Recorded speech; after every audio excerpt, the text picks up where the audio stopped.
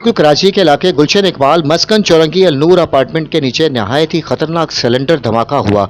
मालूमात करने पर मुकामी लोगों की इतला के मुताबिक सिलेंडर फटने से 2 अफराद जख्मी हुए, जिनको फौरी तौर पर करीबी अस्पताल मुंतकिल कर दिया गया।